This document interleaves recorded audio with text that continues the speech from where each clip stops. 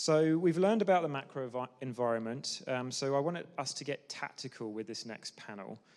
We'll learn about the playbooks behind Canada's fastest growing companies. So we've got Jory Lamb from VistaVu Solutions, recognized on the Inc. 5000 company list.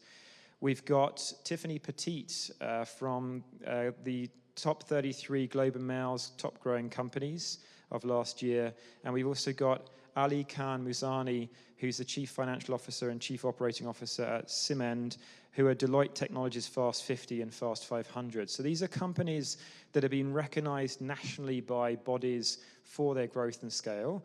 And what I want us to get from this is how have they achieved that, but what can we do sitting in these seats today to help more of these companies scale and grow? And if we're CEOs or senior leaders ourselves, what can we take from these insights as well? So I'm going to welcome Charles to join me up on stage while I introduce you, Charles. So I'm going to welcome Charles. So Charles has flown in from Ontario. I know that you had a nice dinner last night with a few of the panelists and a few others. I heard no tequila was consumed, so I think the heads are still okay. No, but there was a huge wine rack right behind us. Okay.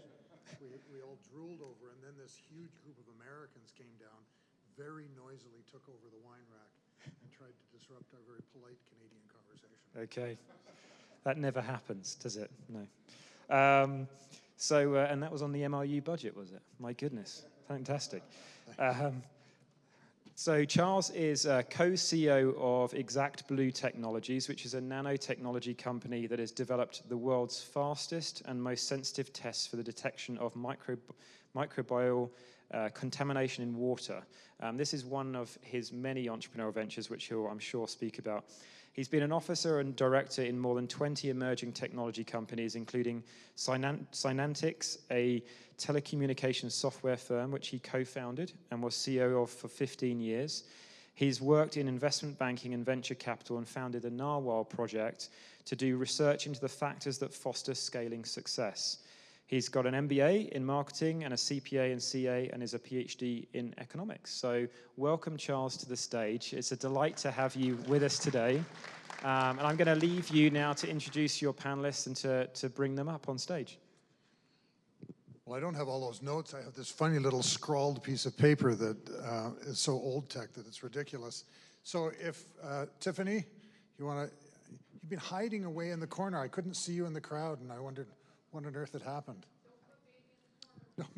Okay. Tiffany Petit is CEO and founder of, I always get this wrong, Virtuous Circle Counselling, and I love the video. I thought that was great. Jory Lamb, CEO of VistaVu Solutions, North America's largest and most distinguished SAP provider to the mid-market. Yeah, Simon must have wrote that. Thanks, Simon. No, I invented it off the top of my head. You always claim greatness, no matter what you do. Perfect. And Ali Khan Muzani, who's COO and CFO by virtue of firing everybody else in the company, I think, at Symend. I can't confirm or deny that. Yeah, exactly. Ali has the fortunate experience of having raised $140 million, one of the leaders in the Western Canadian community. So thank you all for joining me. Thank you. And now that we have our presents, we can go. Oh, sorry, I'm going to move over. You took my present. I did. That was sneaky. I thought that was the fourth chair. I'm joking. I always wanted two presents. So why don't we start off, and I want to throw it out to one simple question to start this off, because you've all scaled successfully, and in the, well, okay, Jory's, I suppose it's a relative term, yeah. So relative term. But yeah, that's the problem with scaling. There's always somebody who's like Bill Gates who scaled faster and farther. But I'll start by just asking a simple question. What's the thing that you think you've done that has the biggest effect on your scaling? And we'll break that down later, but I just wanted to start off with what's big and important. Tiffany. Oh, sure, I'll start. I think one of the differentiators for our company has been our marketing strategy and our reach, creating strong client retention and building a reputation for high quality mental health care through marketing, planting seeds, trying new things that many of our competitors hadn't, has been a competitor advantage that we capitalized on, especially in the early days. So marketing has been one of our secret sauces. So competitive, you know, we can unpack two things there, competitive differential and marketing separate from each other? Or is it just the competitive differential, your ability to get close to clients, that's making the biggest difference? Yeah, I think it's understanding what our clients were the gaps in which our clients were experiencing and tapping into those streams of creating a voice and a relationship without even having them come through our doors. Okay. Ali? I think my answer would be a bit different. For Symend, because it's a completely different market, obviously, so we're serving enterprise level customers, so some of North America's biggest banks and telecommunications companies. I would say our secret has been more along the lines of process. And so the early days, once you do a bunch of things just to see what works, and you start to get traction. And so, say, TELUS would be one of our earliest customers. Once we figured out what works, and then we went to Bell and so on and so forth, there was this sort of go back and do some pattern recognition, and then try to, as much as you can, each one of these things requires a level of customization, but you should try to solution at least 80% of it on a common kind of framework. Save yourself some time, save yourself some headache, and I think what you'll see is we're still working on this. So this is, be clear, like we don't have this completely figured out, but there is this thing about solving for thrash and churn inside of your organization. So the more custom things you do for people, it doesn't set you up to scale. And so then what happens is, as you add clients, you add more people. That just becomes a linear thing, and that becomes a very difficult cycle to break out of. So being thoughtful and intentional about how you onboard those customers, how you think about their problems, how you deliver value in the solution, how you communicate that value, all of those things can be broken down into chunks and then process driven so that you can optimize for a level of efficiency. It's interesting when you say that. When you started out your description, it sounded more like you were talking about process of delivery, but what you're talking about is process of understanding the market and understanding of connection of your client to your product and how you deliver value to your client. So did I paraphrase that right? It's both. You're right. It's I always pick C, all of the above. I did that in school too.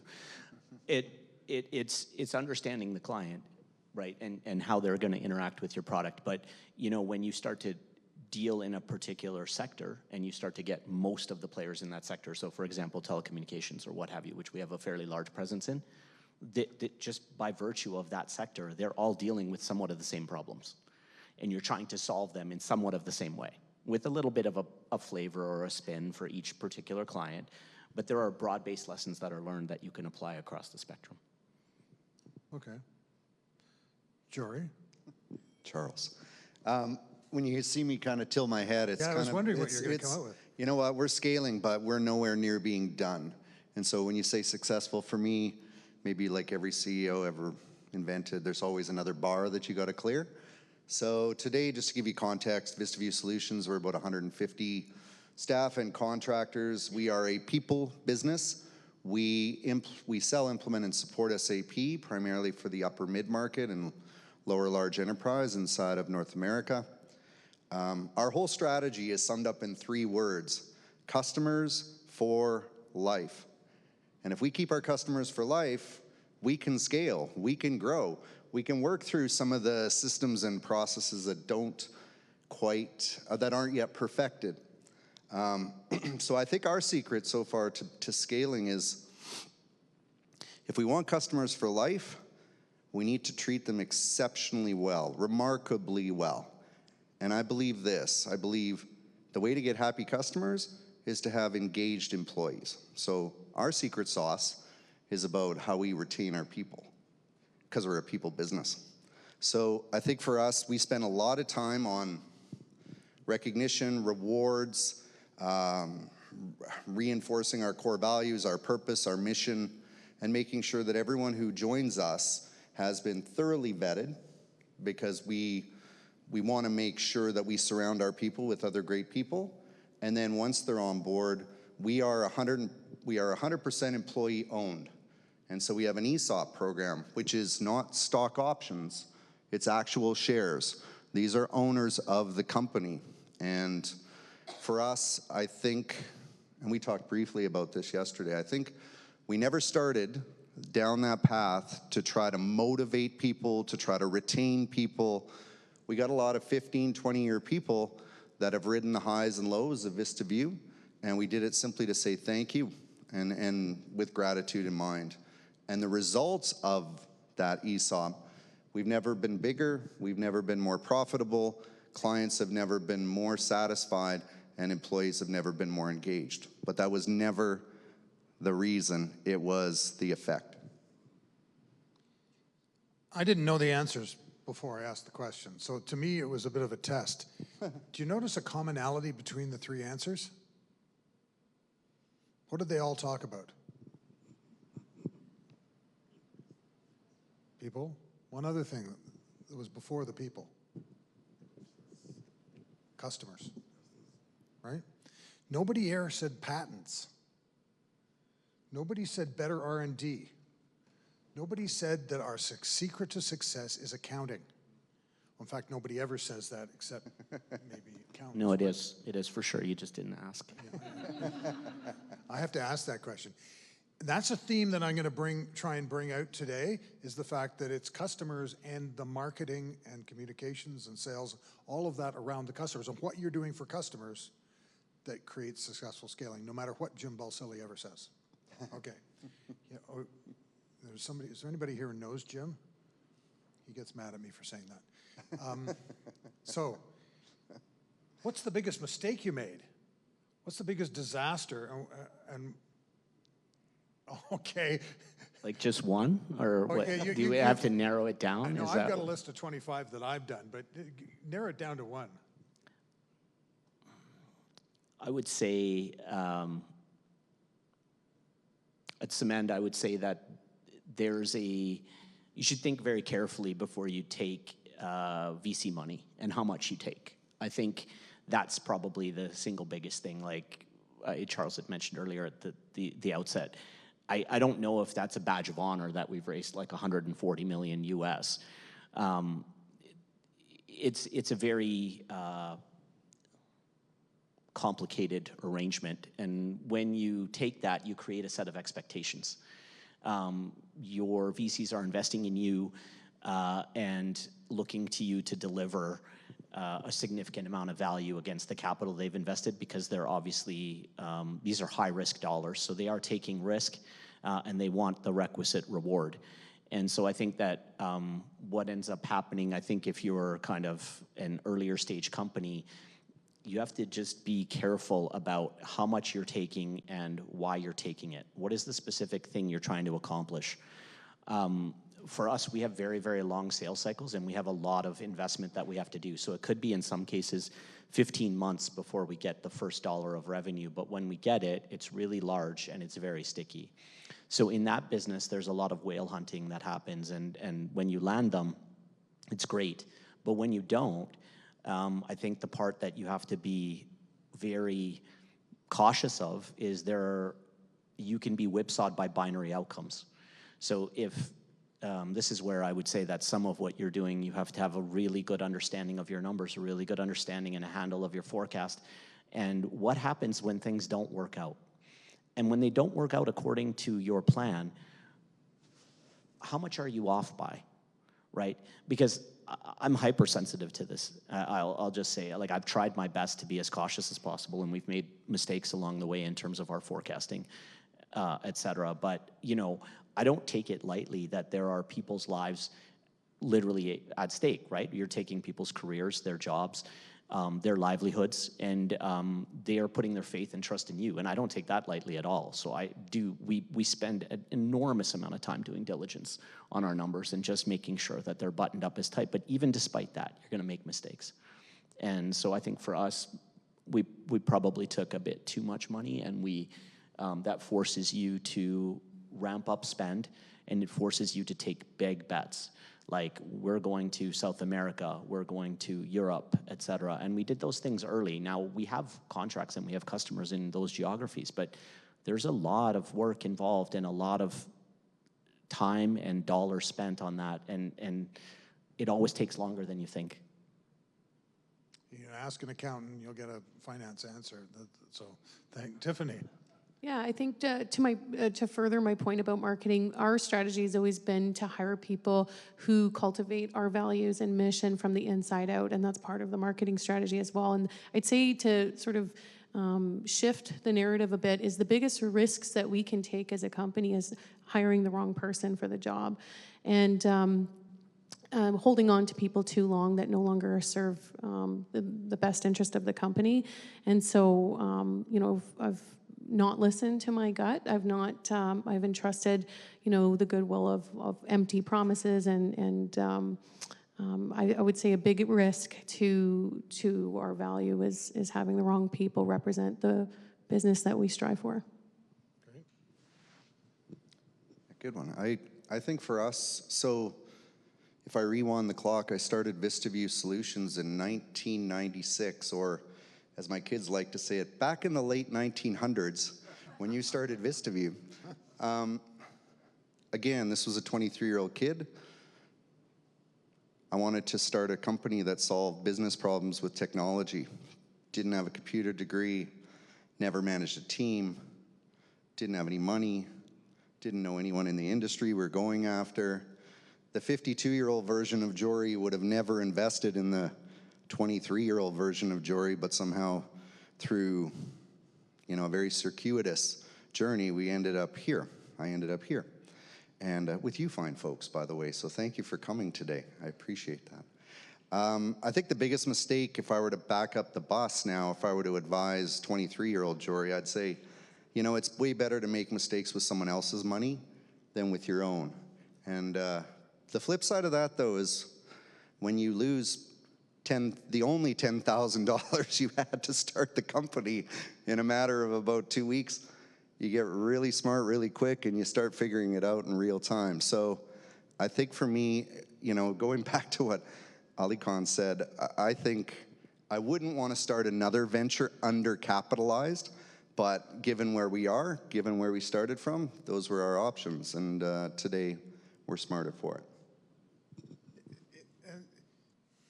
It almost seems accidental the way you're describing your growth. Were you intentional about scaling? And Tiffany, you got a bit of that in the video that I saw, where you were solving people's problems, then you got more people and more people. Did you set out to scale? And are you pleased with that decision, or do you wish sometimes you hadn't? And I'm going to go Tiffany first because of the video.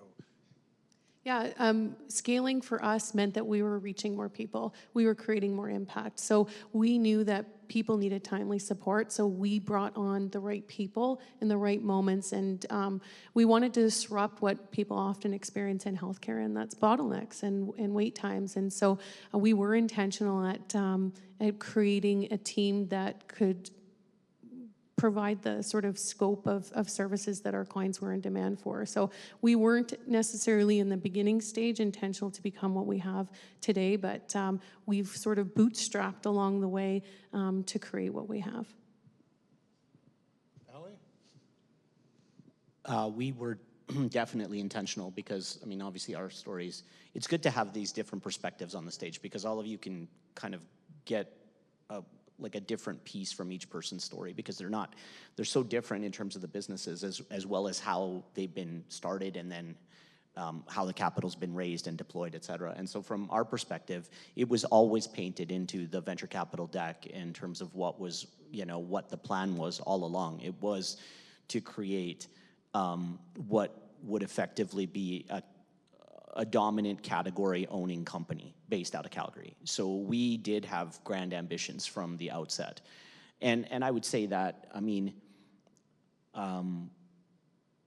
just for some context, I think when you think about the story, the Symend story, I opened the bank account. So I was literally I've seen the entire thing from the front end. So my piece of, my view on this is not a segmented or fragmented from here forward.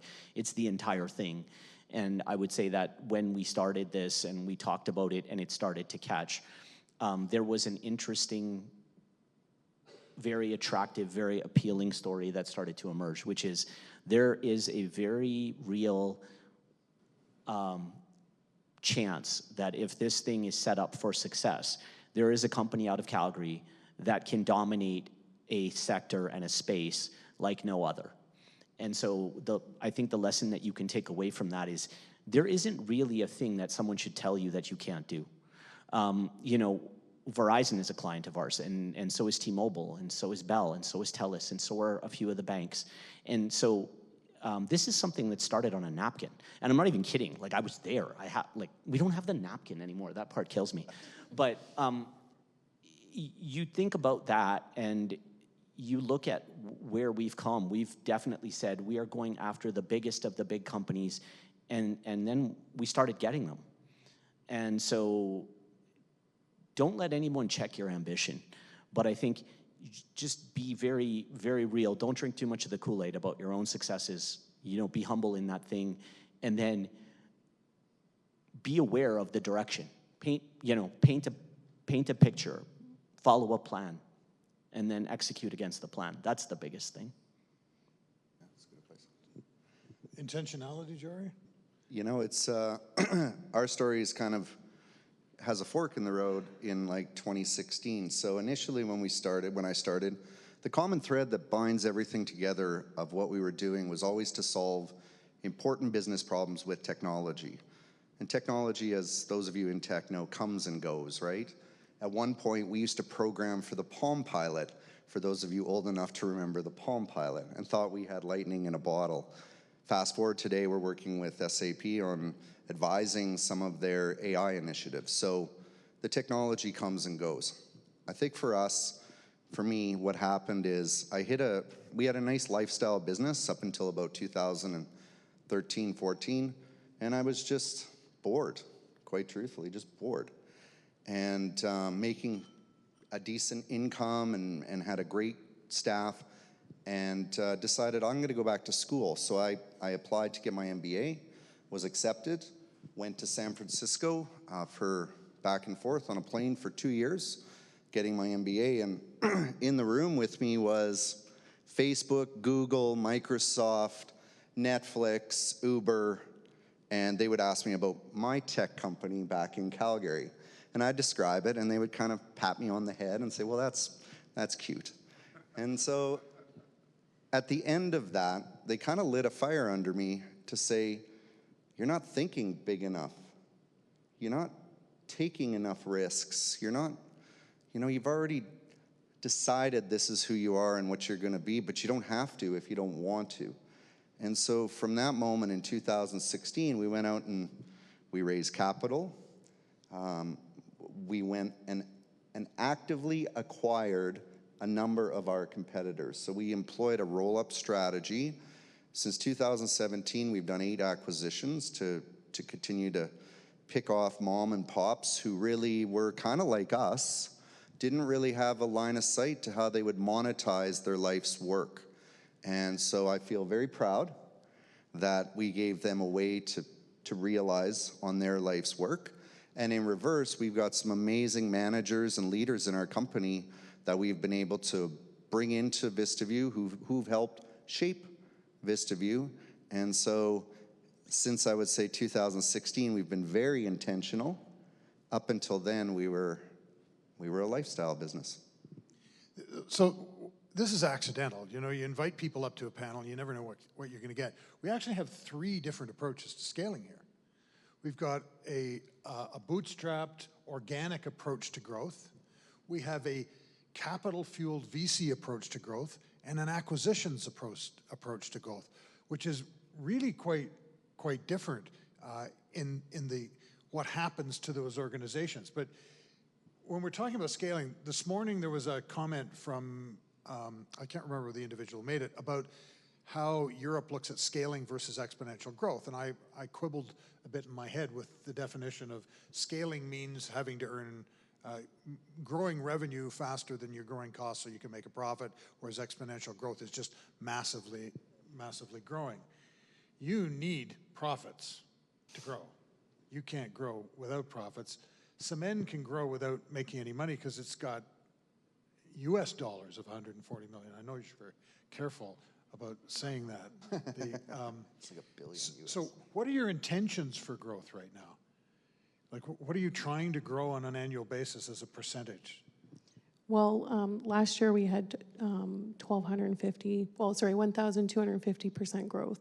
So, which is what landed us on the Globe and Mail's fastest growing companies. So we've been fiscally lean as a metric to try and be profitable and reinvest into that growth plan. And so for us, our vision is to span across Canada in untapped, underserved, under-resourced communities because we know there is a need, we know there's a gap. And so with our model, it's worked well. And we have big plans. Our dream is truly now at this time, while we didn't have intentions at the time to be a national brand, we do want to be a household brand. We want to be the first line of support for people in need. But are you trying to keep up 1,250% growth? Well, I think naturally things stabilize, right? We've only been in business for 5 years, but we are quite profitable, and we haven't been in a position to need to raise capital because of the way that our model has worked for us. Yeah. Jory, acquisition's a great way to do it. If you can get the capital. What are you trying to grow a year? Are you going to try and keep that trajectory going? Yeah, our business plan would say we're going to be triple the size we are now in the next 4 years. Well, I think for us, I'm not as concerned about size and, growth as I am about building a business. So our vision is to be the most respected SAP system integrator in the mid-market. And part of that requires growth because SAP as a large entity, has large expectations of their partner channel. And so if we want to be significant, if we want to be material, we need to grow. So yes, we will grow. Right now we're using rule of 40 and pushing as hard as we can to get to that. You want to explain the rule of 40 as you see it? Sure, yeah. So 2 numbers that add together to make the number 40 is the percentage of growth year over year, and then what percentage of your EBITDA as a percentage of revenue, what is your EBITDA? And so when you add them together, whether you grow top line or bottom line or evenly, you want to get to 40. 40 seems to be this magical number at which the investment community gets quite excited.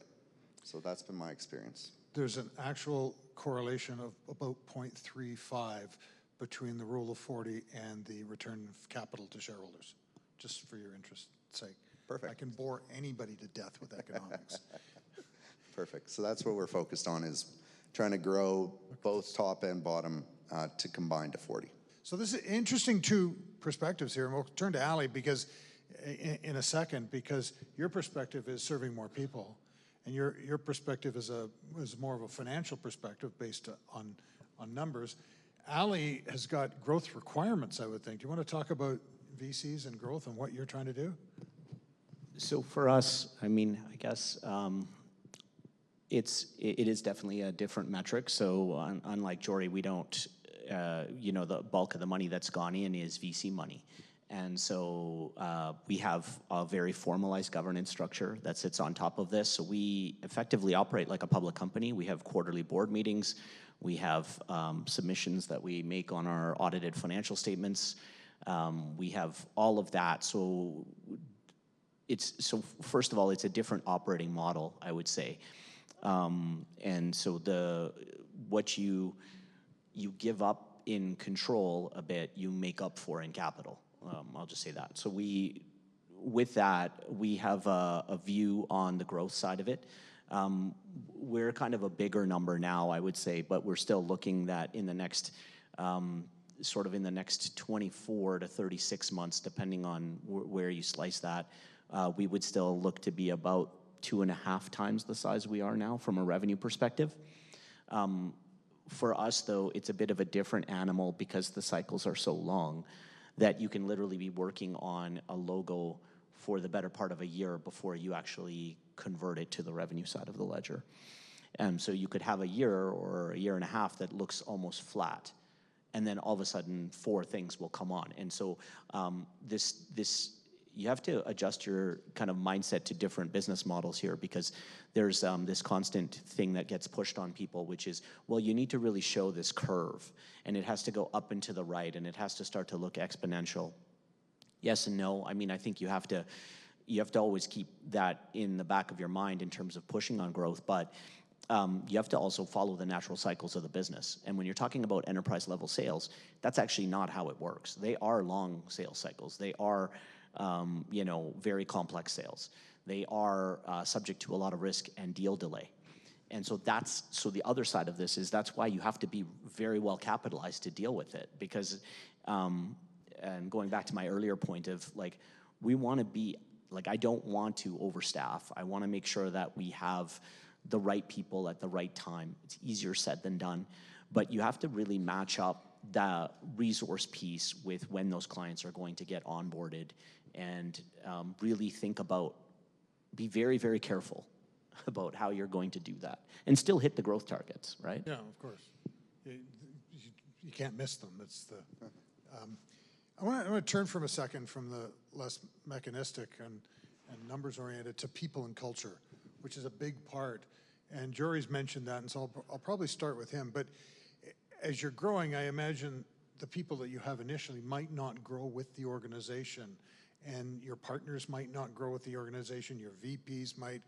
You've got to bring in new layers. What are some of the issues you're facing from a people perspective in growth? We'll deal with culture in a second, but just in people. Yeah. So our business. So today we are an SAP system integrator. We started from the bottom up. So, and this is, I think, germane to your question. So we started selling a product called Business One, and then grew into a product called By Design. Business One is a certain size of customer that we target. So it's owner-operator. The decision-making process, unlike large enterprise, is one man or woman that just needs to kind of say yes, and you've got a sale. And then By Design gets a little bit more involved with maybe 1 or 2 decision makers. As you progress, and we're now in the upper mid-market, lower large enterprise, these are committees that you got to get to agree to want to, again, perform some level of digital transformation in their business, and you got to get everyone on board. Our organization is really good at selling into that small, mid-sized business market. So when we knew we were taking on S4, which is the large SAP product, we went out and we built a board, because we really didn't have a board at that time. We had advisors and mentors, but not a board. We built an advisory board, and we staffed it with senior leaders that have been there, done that, bought the t-shirt, as I like to say. And one of the most, we got a great, talented group supporting us. One that was very intentional is we brought on a lady onto our board named Laura Hartwell. Laura's claim to fame is she led sales for IBM for Western Canada and spent a lifetime selling into large enterprise. And so the investments we've had to make are relevant to where we are in our own journey of growth. It is true that some people were not able to make the leap. Selling to an owner-operator is materially different than selling to Boeing or Ace Hardware or some of our other customers. And we needed to upscale. First, upskill if we could, our own organization. That's always my first choice. Hire from within, train, promote.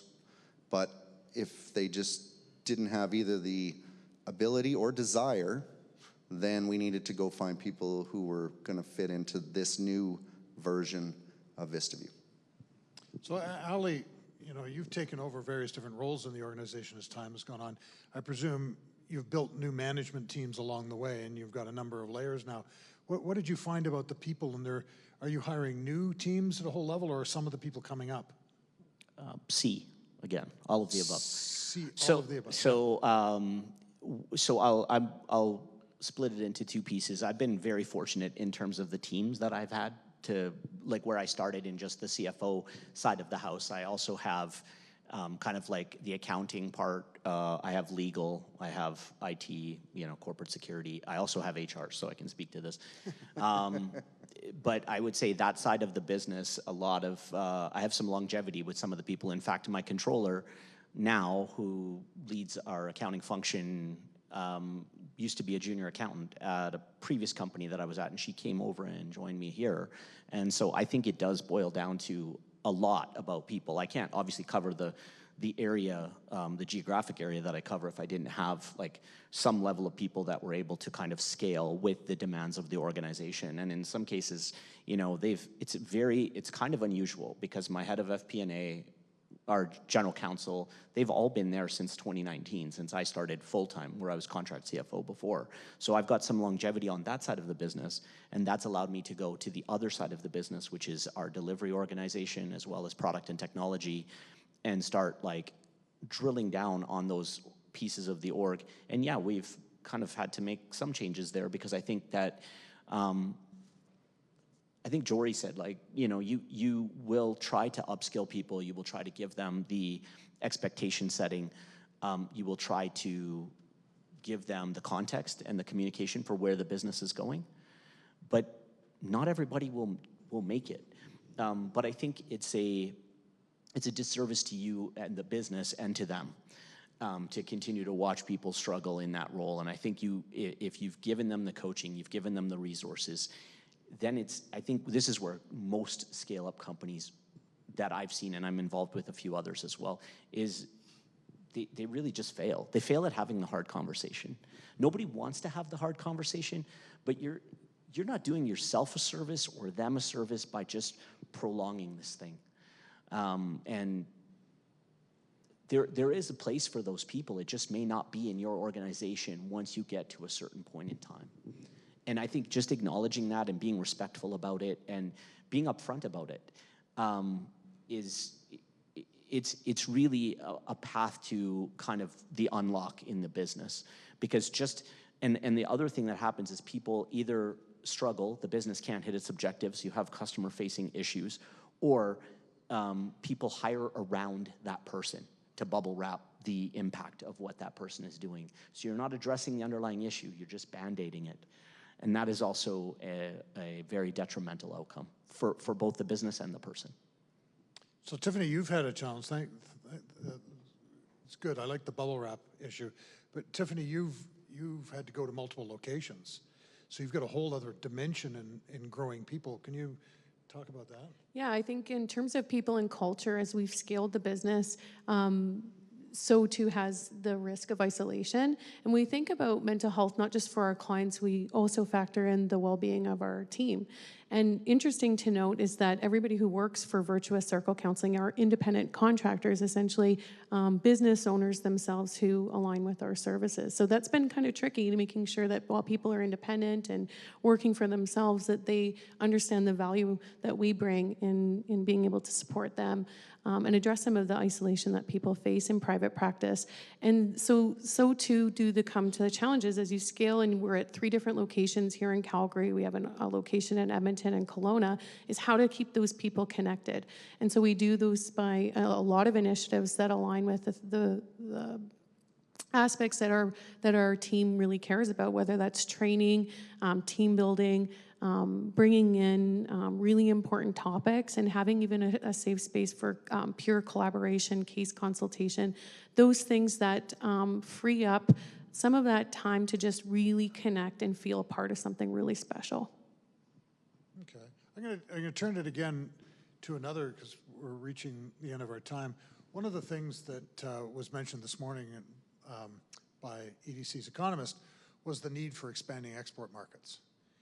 And Jory's got a really good story about what he learned in exporting. And maybe you can, well, you've told me that story 3 times, so it has to be a very good story. It's a go-to. Yeah, it's a go-to story. So back in the late 1900s when I was running VistaVu. Yeah, sure, the story of going into the U.S.? Exporting, because I think you have to frame your mindset about, somebody used the term born global, being born global. and it's an essential element of success in Canadian tech companies. So let's talk about it, because you have 3 different experiences here in how you're dealing with export and growth connected with it. Sure. So thanks, Charles. We've been in the U.S. market selling since 2001, and the latest iteration, which is our SAP practice, which is now who we are, since 2006. So the mistake that I think we made was, and there's multiple ones, so to try to boil this down to a few, I think we didn't recognize the importance of putting mind and management in the country we were in. And I have to believe, for those of you, I mean, I'm not sure, how many of you export to the US or have, yeah, perfect. So several of you will appreciate, I hope, this story. If I was to go into China tomorrow, I would hire someone from China to make sure they were in China, helping me with culture, language, time, distance. For some reason, VistaVu thought, oh, we're gonna go into the US, how hard could that be? And so what we did is we hired a handful of salespeople, but we kept the sales leader back in Canada. And so, yeah, that guy's shaking his head already because he knows. He's already like, I've seen this story. So what was happening is I was, as the sales leader, flying in and out of the US. I'd be in Midland one week, in Casper, Wyoming the next week, and I'd be in Tulsa, Oklahoma, and all points in between, and we weren't getting any sales. And I kept asking myself, and then finally the customer, why aren't you buying? Like, we've answered every question. We know this technology is going to work. You can see the ROI. I mean, it just check. And he's like, Jory, after we're done this meeting, where are you going to be? I said, well, what do you mean? Well, where are you going? Well, I'm going to the airport, and I'm going to fly home. And he's, exactly. You're not here. And if you're not here, I'm looking at you, Jory, to make sure this is all going to work out right.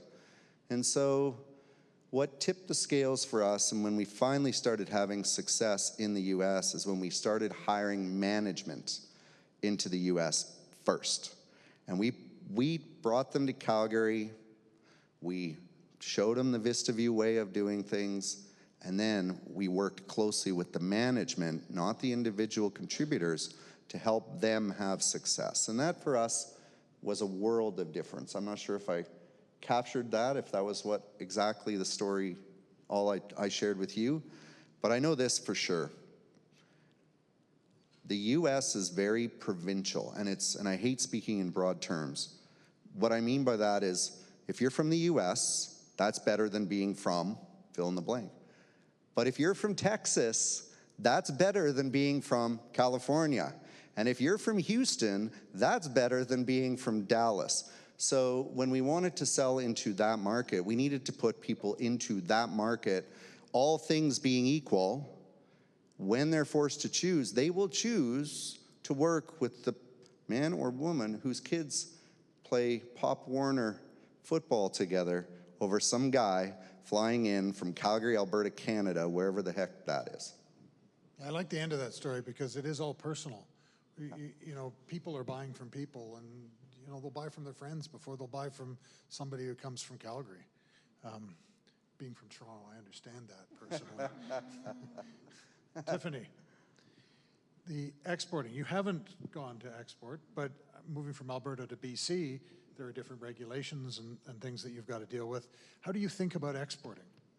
Well, I think you're right. Like, there are different standards of practices, especially when your people are regulated health providers, right? So there's different rules, there's different regulations, and while we want to work interprovincially, we have to work with the population within the parameters around those regulatory bodies. So I'll actually share something that's interesting, is that we are actually expanding our service modalities. So we recently included virtual reality assisted therapy, and that was something where we actually had to seek out technology from the US rather than a Canadian-based company. And so finding the right tools and business partners, whether they're national or international, has been quite the interesting experience, and to make sure they're aligned with where you are physically located and the way that you can do your business.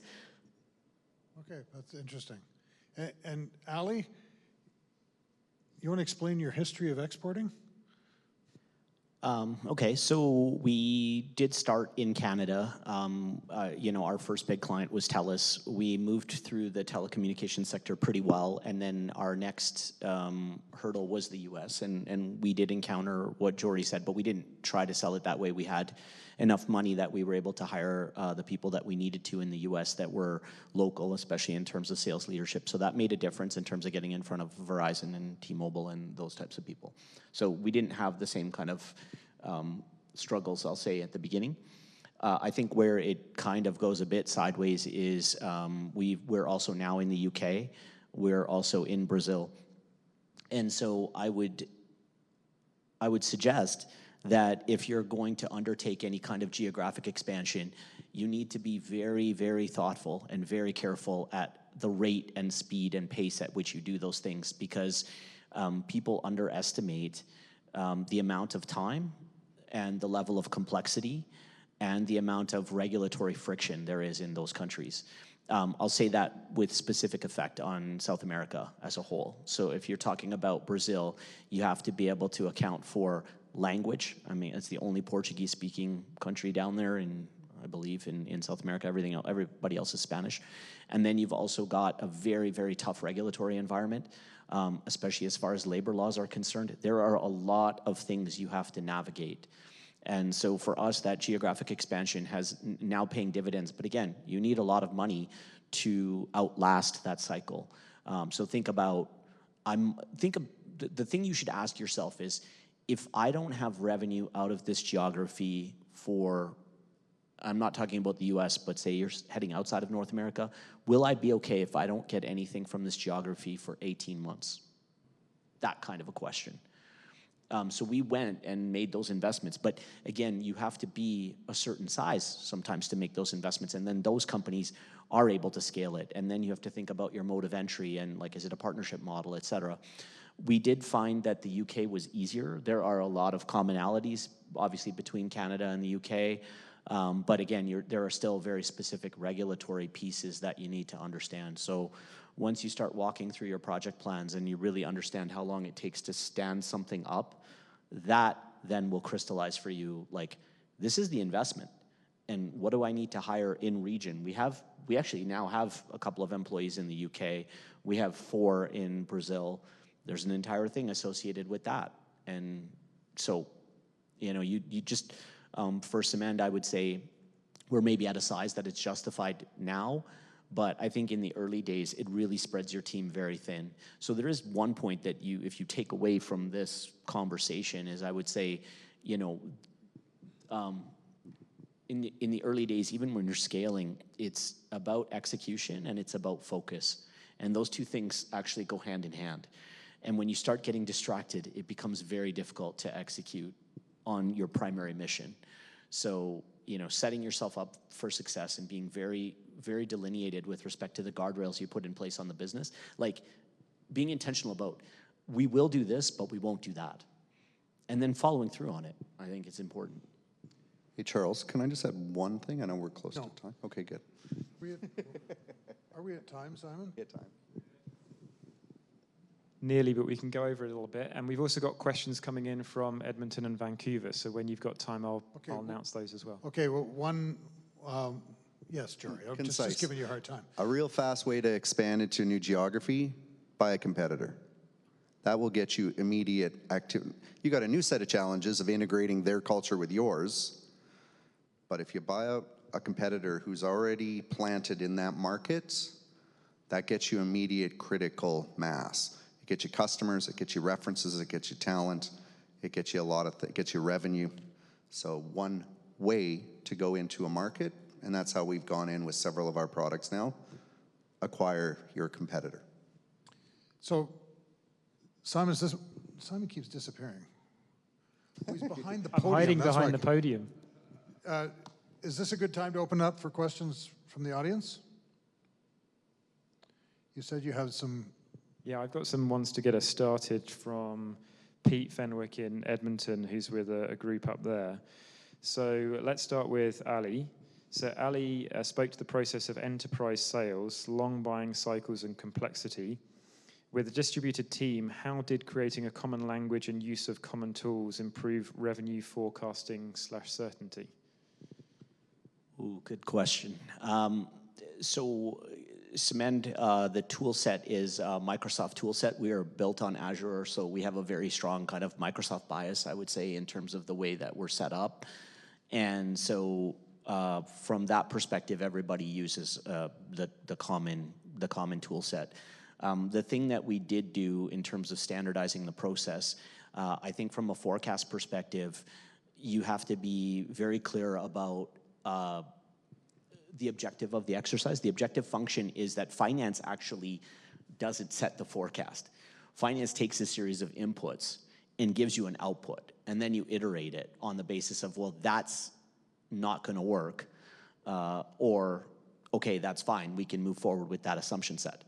The biggest input for this particular group or anybody, I think, is sales. Sales is your starting point. What is your growth rate? What do you think you're going to do? And then everything else gets set on the basis of that, because that becomes a means and ways conversation, which is, well, if we have this much in sales, what are we going to need to support it? What can we afford to do? And what's the likelihood of the attainment against the goal? And then you can start to actually break it down with really specific questions and really specific risk-based assumptions around that forecast that then inform your resourcing plan. Why don't we take a question from the audience here? Yeah, please. Anyone? Questions? We got Jack with the roaming mic up the back. Jack. Very far back, hiding behind a pillar. Here you go, my friend. Yeah, I'm the shy guy.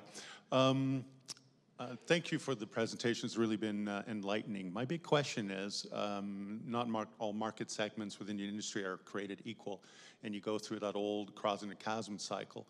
What strategies have you employed to shift your customer base from an early adopter to an early majority? Ooh, that's a good question. Well, let's ask Tiffany. Okay, so he's asking, if you look at the whole theory behind crossing the chasm, you have early adopters and early majority, and what have you done to get acceptance within different markets to your way you're presenting your business? Yeah, I think you have to understand what the market cares about and what are the restraints of that market. For example, in Edmonton, we have a completely different approach. The people in Edmonton are different than Calgary. The way that they even engage in mental health is very different. So you have to understand what the market's telling you, what your clients are saying to you. And as we've gotten feedback from our clients, we've created the gaps that we were missing. So really putting our ear to the ground and understanding what it is that our consumers were seeking has been really essential, and seeing how different cities operate with different needs and different priorities. Okay. Simon, do you have one on the phone again? I do. So the next one is, Jory shared the go-to-market strategy is keeping customers for life. How are they proactively measuring customer loyalty? So things like the Net Promoter Score with Lean for continuous improvement based on clients' lens for value. Yeah, no. Yeah, I appreciate the question. So we are myopically focused on the customer experience. For us, it is only about the customer experience. So the metrics we use NPS pretty faithfully. Our NPS score... You have a Net Promoter Score? Yeah, thank you. Those of you who like acronyms? Yeah, and SAP, right? Yeah. Net Promoter Score, it oscillates between 55 and 75 quarter over quarter. So that's to give context, SAP's Net Promoter Score might be around 30. The other guys that we don't talk about, their score might be close to 0. That's just in my head. But 55 to 75 is where we typically live. And the one that we take the most pride in is advocacy. So there is a whole discipline around building advocates, leveraging advocates, driving value back to your advocates so they can help you go deeper into a market and turn those early adopters into the early majority. So for us, we have the highest number of public reviews in a tool called G2, We have more reviews than Accenture, Deloitte, IBM, and what I'm most proud of, we have a higher score. So for us, when we say we take care of the customer, and it is only about the customer experience, it is only about the customer experience, because the barriers to entry are not as high as other products, so we're only as good as our last project. Awesome. One last question from the crowd here. Anyone? Yep. Here, we'll get you a microphone. Here you go. Thank you very much for the insightful discussion. I was wondering, what are the key external supports that have been important for you when scaling? Community partnerships have been such an important aspect of our reach. Creating relationships with people in our communities to also better understand what the community is telling us, but relationships, getting front-facing with people, putting yourself out there, going to everything, allowing people to meet you. I think relationships are really telling, much like we discussed here, is there's a sense of trust when you are able to put a face to the name and you begin to develop your own relationship to say, hey, I know somebody. So I'm going to get each one of you to make one last comment, and the one most critical thing maybe that comes out of this or idea you have, last piece of advice. We'll start with Ali. And I'll ask for a short piece of advice. I'll try, but I'm not making any promises. I would say that you know, just to play on this last question that just came up, I think it's important to get out into the community. There are a lot of people that are willing to help, that are willing to have a coffee, are willing to have a conversation. People, you know, I'll have conversations with people on LinkedIn or whatever, they'll just reach out. I think that there's a lot of people that are very willing to share in Calgary, and you won't find that in most ecosystems, and I think it would behoove you to take advantage of that as much as you can. There are a lot of lessons here, and this community has come up a lot over the past few years, and so it would make sense for you to leverage that. But I would also say that there are also a lot of government resources available to you, and Symend has made use of them, you know, in various forms. So Shred on software development, IRAP, et cetera. There are a variety of government programs that can be used to leverage your startup to get you into a place where the money's there, they want a case, and you just have to put in a little bit of work to make that case. So don't overlook those resources. My turn? Yep. VistaVu doesn't exist without the love and support of a lot of good people around me, and I'll start with the best decision that I think I made, or she made, or I made, which is my wife. She should work for you. She does a lot of counseling at the Lamb House on any given night. And I'll say this, VistaVu stood on the precipice of being done more times than I care to count through our 30-plus year journey. If you believe in it, if you want to do it, never, ever quit. Tiffany, for the last word. Well, I'm not going to repeat what you said, but I completely agree with you. So I'll say something a bit different. We research every single competitor out there. We know them inside and out. We know our threats, and we do it that times better. Like we know who we're working with, and we know what we're against again. And I'm competitive.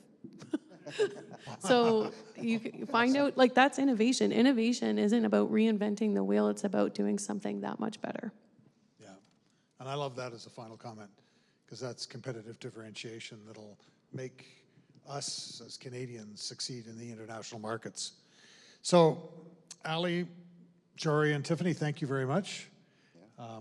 Best of luck with your continued adventures. I'll be actually tracking you now. It's part of the research that I do. Thanks a lot. Yeah, thanks everyone. Thank you. Thank you.